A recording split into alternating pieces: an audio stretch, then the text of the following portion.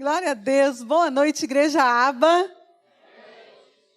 Que o Senhor Jesus esteja no coração de cada um de nós nessa noite. É um prazer para mim, é uma alegria poder estar aqui. Já estive de manhã conhecendo uma parte do povo, né? E agora conhecendo a outra parte do povo com quem eu vou morar no céu. Amém? Então, o céu é lindo, né? O céu é maravilhoso. E o Senhor Jesus, Ele é tremendo. Ele faz tantas maravilhas na nossa vida que é impossível a gente contar, não é? As maravilhas que Deus faz em nossa vida. E a minha vida é um testemunho vivo do poder de Deus e da misericórdia de Deus também nessa terra, né? Irmãos, eu quero cumprimentar todos os irmãos com shalom.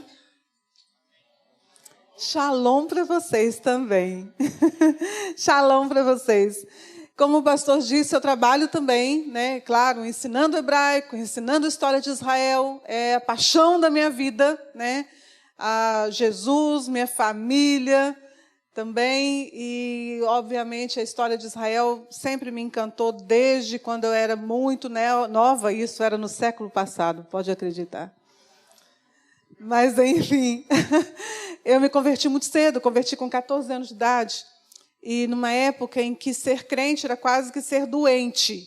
Era considerado doente. Eu vou fazer 50 anos agora, ou seja, há 30 e... Quantos anos quem faz conta de matemática? 36, obrigada. Então, há 36 anos atrás, ser crente naquela época não é como agora. Muito diferente, mas muito diferente. Então, a gente andava de um lado da rua, né, num passeio, e os nossos vizinhos, quando nos viam, trocavam de passeio. Porque tinham medo da gente, eles achavam que a gente tinha um poder sobrenatural, que a gente, só de passar perto da gente, nós íamos fazer lavagem cerebral na cabeça deles. Eles pensavam isso há 36 anos atrás. Pensavam mesmo, né?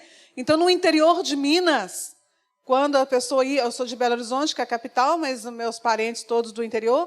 Quando nós íamos para o interior... Então, no interior, na cidade da minha mãe, chamada Lagoa Dourada, que é muito próximo da cidade de Tiradentes, que vocês já devem ter ouvido falar, né? E São João del Rei, que é a cidade do ex-presidente Tancredo Neves. E lá nessa cidade, que é a terra do rocambole, também, nessa cidade da minha avó, quando eles ficaram sabendo, né? Minha família era mega católica, quando ficaram sabendo que nós éramos crentes, né? Era assim... Foi um rendezvous na cidade. Foi um rendezvous, foi uma coisa assim apavoradora. Todo mundo achou que a gente estava endemoniado. Então, esse era o contexto no qual eu me converti, né? E logo quando eu me converti nessa idade, com 14 anos, eu já me apaixonei de cara pela Bíblia, mas me apaixonei pela Bíblia de tal forma que nunca mais nós dois nos apartamos aqui. Nunca mais na minha vida, nunca mais na minha história. Eu não consigo me imaginar longe de Deus, longe de Jesus, longe da palavra dele para a nossa vida. E de cara eu já imaginei vi logo que tudo aconteceu em Israel. Eu falava, meu Deus, onde a gente lia, era tudo em Israel. E eu sempre gostei muito de livro, gostava de bibliotecas, praticamente você nunca ia me ver num recreio, pulando para lá e para cá. Você ia me achar em biblioteca na escola, desde o primeiro ano de grupo. E aí, naquela época a gente não tinha tão facilidade assim de Google, de internet, né? Isso é muito novo. Então a gente tinha que pesquisar mesmo na biblioteca onde é que era Cafarnaum, onde é que era Israel. E todas essas coisas. Israel saltava muito aos meus olhos. E daí, claro, eu fui querer entender a Bíblia um pouco mais velha um pouco. E aí fui estudar o hebraico, nunca foi para ser professora, sempre foi para mim. Sempre foi para eu poder entender a Bíblia da perspectiva pela qual ela foi escrita. E é claro que hebraico está aliado à minha paixão Israel, que estava na Bíblia também, e aí tudo se completou, não é? E essa palavra shalom, com a qual eu cumprimentei vocês, todo mundo conhece a tradução dela como paz. Exatamente. Vocês estão corretos. Já todo mundo sabe hebraico, hein? Meu Deus do céu. Todo mundo já está falando hebraico. Shalom é paz mesmo. Só que shalom, ele vem da raiz shelem. Shelem é a raiz da palavra shalom. Todas as palavras hebraicas, elas têm uma uma raiz da qual ela é construída, uma raiz etimológica da qual as palavras são construídas. E a palavra shalom, ela vem do shelem. E shelem significa plenitude, significa algo completo, algo perfeito. Então, se deduz que shalom significa que seja perfeita, seja completa a paz na sua vida, no sentido da sua saúde, completa paz no seu trabalho, completa paz na sua casa, completa paz na sua família, completa paz no seu trabalho, completa paz em todas as áreas da sua vida. Então, cumprimentar com shalom, a pessoa está abençoando não uma única área da sua vida, mas todas as áreas da sua vida. Por isso eu amo hebraico, porque nada é só o que parece. Aqui nada é só o que parece, tudo é um pouco a mais. E hoje nós vamos trabalhar, prontos para ouvir a palavra de Deus? Diz assim comigo, tem que fazer efeito sonoro, tá? Como se você estivesse comendo uma coisa bem gostosa. Vocês são bons sonoplastas mesmo, né? Agora a gente vai comer um pouquinho de João 2. O livro de João, capítulo 2, a gente vai ler ali um texto que eu tenho absoluta certeza que vocês já leram, já ouviram pregação sobre ele zilhões de vezes, dependendo do tempo de crente que você tem. João 2 vai falar sobre as bodas de Caná. E aí você vai falar, Carla, mas não temos nada a ver com casamento aqui hoje, não está acontecendo nada assim. Mas tem um princípio importante aqui nesse texto que eu quero compartilhar com toda a igreja do Senhor Jesus. E diz assim o texto. E ao terceiro dia, fizeram-se umas bodas em Caná da Galileia. E estava ali a mãe de Jesus. E foi também convidado Jesus e os seus discípulos para essas bodas. E faltando vinho, a mãe de Jesus lhe disse, olha, não tem vinho. E disse Jesus, mulher, que tenho eu contigo? Ainda não é chegada a minha hora. Sua mãe disse aos serventes, fazem então tudo o que ele vos disser. E estavam ali postas 6 talhas de pedra para as purificações dos judeus. E em cada uma cabiam 2 ou 3 almudes. E disse Jesus, enchei d'água todas essas talhas. E encheram até em cima. E disse-lhes, tirai agora e levai ao mestre-sala, e levaram. E logo que o mestre-sala provou a água feita em vinho, não sabendo de onde viesse, se bem que sabiam os serventes que tinham tirado a água, chamou o mestre-sala ao esposo e disse-lhes, todo homem põe primeiro o vinho bom, e quando já tem bebido bem, então o inferior, mas tu guardaste até agora o bom vinho. Jesus principiou assim os seus sinais em Caná da Galileia, manifestou a sua glória e os seus discípulos creram nele. Depois disso, desceu a Cafarnaum, ele, sua mãe, seus irmãos e seus discípulos, e ficaram ali não muitos dias. Muito bem. A gente está tratando aqui de um casamento, e o casamento é algo fantástico, fenomenal, porque ele está muito aliado, né, aliançado, alinhado mesmo com a festa de tabernáculos, que não é o que a gente vai falar aqui hoje, mas eles são muito alinhados. Todos dois são 7 dias de festa, tanto o casamento quanto a festa de tabernáculos. E numa festa como essa, uma festa de 7 dias, gente, o casamento em Israel, hoje não, mas o casamento em Israel durava 7 dias. Isso significa boca livre por 7 dias. 0800. Opa, estamos dentro, não estamos? Achei que era só lá em Minas. Não sabia que vocês gostavam também. 7 dias de boca livre. Se tem um festão aqui, se alguém está casando, sabemos que vai fazer um festão, que tem um mega buffet muito bom, famoso, que foi contratado, você já começa a pensar no buffet antes de pensar que a noiva está entrando no altar, né? Mais ou menos por aí. E se for alguém como eu, vai pensar lá no bolo. O resto não interessa, mas o bolo sim. Os docinhos, os bombons, é aquilo ali que vai interessar. 0800. Por 7 dias. Por 7 dias. Por que a festa tinha que durar 7 dias? É uma coisa muito simples, é uma questão mesmo cultural da época. Porque o país Israel, para nós hoje, ele é pequenininho. Ele tem 480 quilômetros mais ou menos de comprimento, por na sua parte maior de largura, no máximo 120.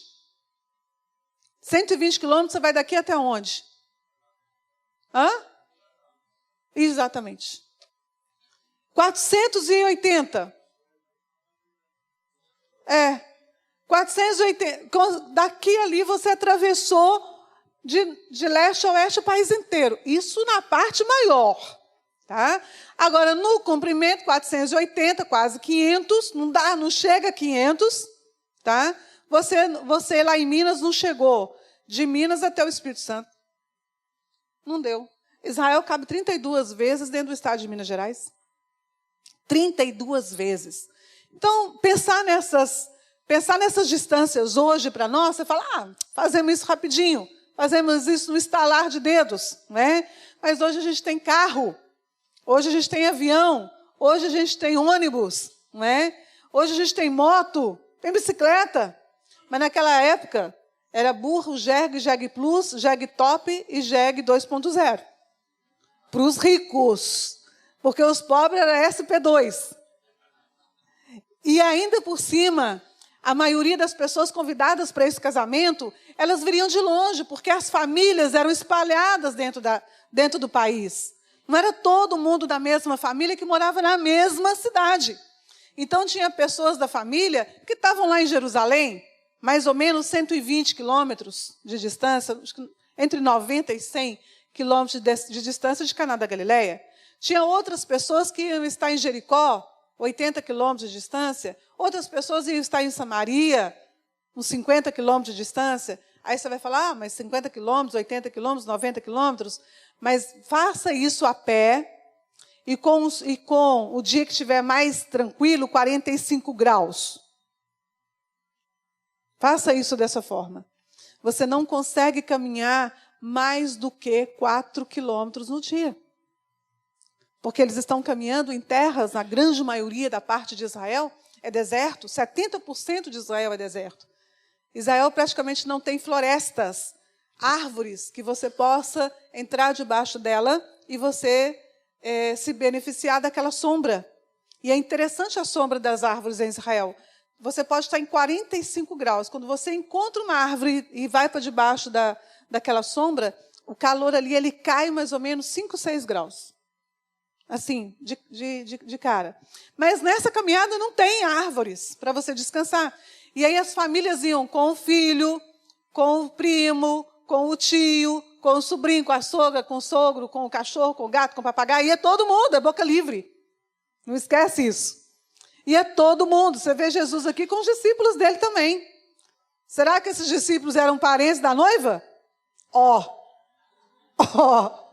Gente, pensa bem, os discípulos, todo mundo novo, 29, 30 anos, 25, 26, tudo jovem. Tudo jovem nessa época. Tudo menino novo, certo? Vão todo mundo. Casamento. E aí, quando esse povo ia, tá? Quando era uma multidão no casamento. Imagina, vem gente de Belém, vem gente de Nazaré, vem gente... Nazaré está pertinho. Mas mesmo assim, vem gente de Nazaré, vem gente de Jerusalém, vem gente de Jericó, vem gente de Samaria, vem gente de tudo quanto é lado. E aí esse casal e essa família de quem está casando tem que ter comida para todo mundo, bebida para todo mundo.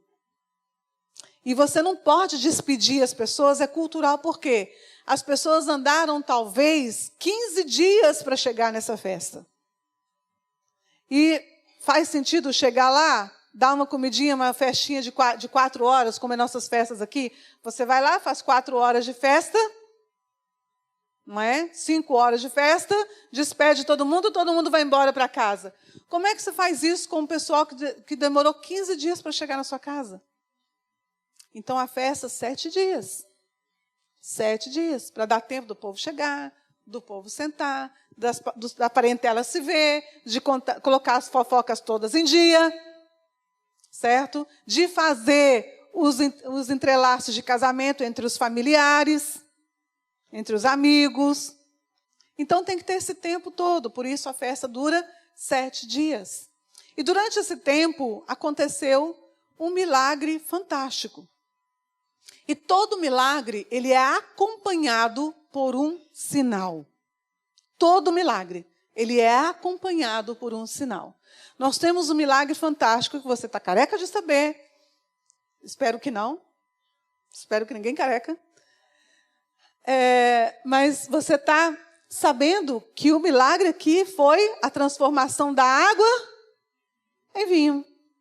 A minha pergunta para você é, qual é o sinal? Qual foi o sinal? O milagre foi a transformação de água em vinho. Mas existe um sinal. Existe quase que um código secreto aqui. A Bíblia ela é cheia de códigos secretos. Por isso eu amo, sou apaixonada pelo hebraico, porque ele traz isso para nós. Ele descortina esses códigos secretos para a gente aqui. Mas aqui a gente nem precisa do hebraico para descobrir. A pergunta é, de onde é que Jesus pegou essa água? Você vê aqui que na hora que leva para o mestre-sala, tá? Tem um parênteses falando assim, não sabendo de onde é que essa água veio. Existe um parênteses. O mestre-sala não tinha a menor ideia de onde é que arrumou aquela água que foi transformada em vinho. Por que será que foi importante colocar isso aqui? Porque logo depois do milagre, Jesus pega a mãe dele, pega os 12 discípulos e racha fora para Cafarnaum, quase que correndo. Quase que correndo. Porque o que ele fez não foi algo muito bonito de se fazer. Não foi algo muito lindo de se fazer. Ele falou, vou embora antes que eles descobrem de onde é que eu tirei essa água. A verdade é essa. Ele racha fora, ele casca fora, antes que o povo descobrisse de onde foi que ele tirou a água. Porque o problema está aí, de onde é que ele tirou a água. Aqui está dizendo que é da água da purificação. Ele pega as talhas da água de purificação e enche essas talhas com essa água. Queridos, um dos bens mais preciosos e caros em Israel era essa água. Era essa água. Ela era um dos bens mais caros por causa da dificuldade que Israel tinha de adquirir essa água, de ter essa água. Essa água é o que nós chamamos, o que a Bíblia diz, de água viva. Para os banhos de purificação, as pessoas só poderiam tomar banhos de purificação em água viva. E a maioria das pessoas em Israel, elas tomavam essa purificação no mínimo 3 vezes por dia. A maioria da população. Por quê? Lá em Jerusalém, por exemplo, 3 vezes por dia, todos os homens subiam para orar para o templo. Você acha que ele podia subir igual nós aqui?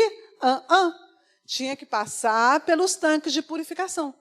Nós temos, em volta do templo de Jerusalém, mais de 250 tanques de purificação com água viva. Foram descobertos pelas escavações arqueológicas. Assim não era diferente também lá em Caná, porque lá em Caná tinha uma sinagoga. E se qualquer homem fosse orar na sinagoga 3 vezes por dia, antes de entrar tinha que purificar também. Mas Israel não tem água. Israel não tem água. Até hoje Israel não tem água. Até hoje, o maior problema em Israel é água. Quanto mais água viva. O que é água viva? A água viva era uma água que, por obrigação, tinha que ser água corrente. Então, por exemplo, água de rio é água viva. É uma água corrente. Ela se renova. Ela não está parada. Já observou que a água parada, ela dá aqueles caramujozinhos? Hoje em dia, a preocupação do Brasil nem é o caramujo mais, é o quê? Mosquito da dengue. Da água parada, né? A água parada, ela traz doença. E a água viva, ela é uma água corrente. Então, uma correnteza de rio, por exemplo, a correnteza de uma cachoeira, por exemplo. E a água da chuva também é água viva. Porém, em Israel, vão buscar água de chuva como se lá praticamente não chove. Só vai chover entre mais ou menos finalzinho de novembro, início de dezembro, até janeiro. Acabou. Não tem chuva mais. Não tem chuva mais. Mais de 9 meses do ano, entre 8 e 9 meses do ano, é sem uma gota de chuva. Não tem chuva. Tá? E o rio? Ah, tá, então vamos correr, vamos achar água no rio. Que rio? O único rio de Israel, um rio caudaloso, não é? É o Rio Jordão, que para nós aqui, o que eles chamam, lá em Israel, o que eles chamam de mar, para nós é lago. O que eles chamam de montanha, para a gente é um montinho, tá? E o que eles chamam de rio, para nós é córrego. Porque o país é tão pequeno, tão pequeno, tão pequeno, que para eles lago é mar. E córrego é rio. Entende? O Rio Jordão, eu não conheço nenhuma parte do Rio Jordão que tenha, por exemplo, a largura dessa igreja. Eu desconheço. Agora eu conheço pedaços do Rio Jordão que tem a largura desse altar. Entende? É um córrego, é um filete de água. A água do Rio Jordão basicamente sobrevive do derretimento do degelo do Monte Hermon e mais umas 2 fontezinhas ali na região de Dan. Por isso chama Jordão. A água que desce de Dan, da região da tribo de Dan, Jordão. Entende? Então, conseguir água onde? E principalmente a água viva, porque tem que ser água corrente. Então, o que eles faziam? Eles criavam os tanques quando chovia, certo? Principalmente nessa região onde não tem água, onde não tem rio, onde não tem nada. Quando chovia, criava imensas bacias e faziam canais em que essas águas pudessem vir correndo. E entrava dentro de uma mikve, é como se é um tanque de purificação, entrava por uma entradinha do tamanhozinho de um caroço de azeitona, porque a água entrava bem devagarzinho, mas ela não ficava parada no mesmo lugar. Ela saía de novo e ia embora. Então, isso fazia com que essa água durasse muito tempo. Agora, imagina o que é, então, pegar essa água e encher 12 talhas. Imagina o que é você pegar uma água caríssima, suada de conseguir, exclusivamente para a purificação dos judeus. E quando os judeus iriam se purificar nessa água, o que eles estavam buscando? O que o povo judeu buscava quando ele ia purificar nessa água? Limpeza. Limpeza. Porque ele estava indo diante de Deus, ele precisava passar por essa limpeza, porque ele iria entrar diante de Deus. E ele iria buscar de Deus o quê? Uma cura para a família. Ele ia buscar de Deus o quê? Uma busca por um trabalho, orar por um trabalho, procurando um trabalho, orar para que geralmente a maioria do povo judeu era agrícola, né? Pela uma boa colheita, pelo seu gado, certo? Pelos seus filhos, as mulheres estéreis, para poder que Deus as abençoasse com a esterilidade, com a fertilidade. Então, essas nossas necessidades diárias, era isso que eles iam buscar diante de Deus quando eles passavam pela purificação. Porque iam buscar algo de Deus. Certo? E nesse tempo, exatamente nesse tempo, era um tempo em que o sacerdote, o sistema religioso e político de Israel estava altamente corrompido. A gente nunca ouviu falar disso, né? Não cabe, a gente não sabe de nada disso. Altamente corrompido, principalmente a parte política. Não é? Só que lá naquela época, a parte política ela era altamente aliançada com a parte religiosa. Diferente daqui, nossa igreja ela é independente da questão política. Nós andamos, não é, pastor? Nós andamos independente da questão política. Mas naquela época, a parte religiosa ela era altamente aliançada, alinhada com a política da época. E a política da época era o seguinte: olha, povo de Israel, vocês podem viver aí, os judeus à vontade, desde que não nos perturbem o Império Romano, que estava dominando naquela época. Então, para que não perturbasse o que o Império Romano fazia, comprava os sacerdotes para que os sacerdotes ensinassem para a população ficarem calminhos, não é? Em relação a não ter levante, não ter revolta, não ter nada contra o Império Romano. Porque Israel era se tornou um país altamente religioso pós a diáspora, pós as lambadas que ele tomou no lombo. Então se voltou para Deus. E ali naquele momento, quem representava Deus para eles eram os sacerdotes. E os sacerdotes não estavam, de fato, ensinando para aquela população a importância da purificação. E essa purificação acabou se tornando muito exterior, muito para mostrar para a sociedade. Eu tenho que orar, eu tenho que buscar, o que eu vou fazer? Vou me purificar, que todo mundo vai ver que eu estou agora puro, que agora eu posso entrar no templo, que eu posso à vontade orar, buscar de Deus. O meu exterior está perfeito, o meu exterior está fantástico. Mas sabe aquela ideia de fazer aquilo só para mostrar para todo mundo?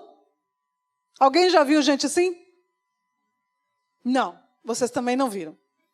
Eu sou a única T vinda de fora. Só para mostrar para todo mundo. Só para mostrar para todo mundo que ele é lindão, que ele se purifica, que ele é santarrão, que ele é muito ótimo, mas e o interior está completamente impuro. O interior está completamente impuro, certo? Ou então, muitas pessoas, de fato, buscando de Deus. Sempre tem, né? Sempre tem aquelas pessoas que querem de Deus mesmo, não é? Que estão buscando com coração sincero e tal, mas não eram ministradas. Então aquela purificação ficava só na parte exterior mesmo. Não entrava para dentro. Não entrava para dentro. E Jesus está nesse momento. Ele está nesse momento político-social de Israel. Momento complicado, trouxe algumas complicações para ele ali. O que fazer? Aqui entra uma questão. Transformar água em vinho era fácil. Mas o que fazer? O que fazer para que aquela população entendesse que o objetivo de Deus nunca foi o exterior? Nunca foi. Deus quer muito mais de nós do que apenas os nossos atos exteriores. Os nossos atos exteriores, na verdade, eles refletem muito o que está no nosso interior. É ou não é? É. Basta você observar um pouquinho mais. Basta você ter um olhar um pouquinho mais delicado. O nosso exterior sempre vai refletir o nosso interior. Sempre. Nas nossas ações. E nunca foi o exterior que importou a Deus. É claro que nós temos um livro de Levítico, que é um livro fantástico de Deus para nós, para nos dar um padrão moral de conduta de vida, que afeta o exterior, claro, mas nunca foi simplesmente esse o objetivo. O objetivo de Deus sempre foi a nossa purificação interior, para que nós pudéssemos chegar diante do trono da graça, confiadamente. Confiadamente. E ali Jesus tem aquela visão maravilhosa, aquela ação fantástica. Opa! Esse povo precisa aprender uma lição. Precisa aprender que não é o exterior que vai fazê-lo mudar, mas é o interior. Ele pega daquela água, cara daquele jeito, rara daquele jeito, preciosa daquela forma, altamente necessária na sinagoga, e ele pega justamente aquela água, e ele transforma aquela água em vinho. Ele transforma aquela água em vinho. E o que acontece com o vinho? Vai para o copinho do povo que está na festa. E do copinho do povo, vamos beber. Vamos beber. E o milagre e o sinal que acompanha esse milagre é a purificação que Deus busca de nós não é no nosso exterior, mas é no nosso interior. É essa purificação que Deus quer na nossa vida. É a esse nível que Deus quer trabalhar em nós. Deus não quer trabalhar em nós só porque para te dar uma casa nova, um carro novo, uma coisa nova, coisas que são do exterior, mas Ele quer mudar o nosso interior, modificar o nosso interior. Aí sim nós seremos e teremos a imagem perfeita do varão perfeito. É dentro de nós, porque é o nosso interior, é o que está dentro de nós, que vai refletir nas nossas ações do nosso dia a dia, queridos. É o que está dentro de nós. E se dentro de nós existe uma purificação em Cristo, imagina o que vai ser a nossa vida. Imagina o que vai ser a nossa vida na nossa família. Imagina o que vai ser a nossa vida como pais. Imagina o que vai ser a nossa vida como mães. Imagina o que vai ser a nossa vida lá no nosso trabalho. Seja você um chefe no seu trabalho, ou seja você um funcionário daquela empresa. O teu interior está purificado. O teu interior está purificado. E imagina então, você diante do Senhor, como será as nossas orações diante de Deus, quando o nosso interior está purificado em Cristo. Esse é o objetivo de Deus para nós. Quem pode entender isso? Levanta a mão para me ver. Amém. Esse é o objetivo de Deus para nós. Que nós sejamos crentes não apenas na aparência, como aquela maioria daquela população em Israel estava se tornando, povo de Deus, apenas na aparência. Apenas para mostrar, mas não, que nós sejamos povo de Deus no nosso interior. E as nossas ações serão completamente diferentes do que são hoje.